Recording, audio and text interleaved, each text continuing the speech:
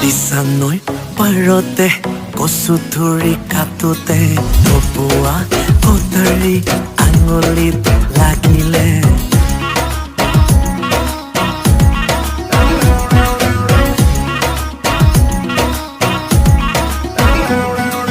দিছানৈ পাৰতে কচু ধৰি কাটোতে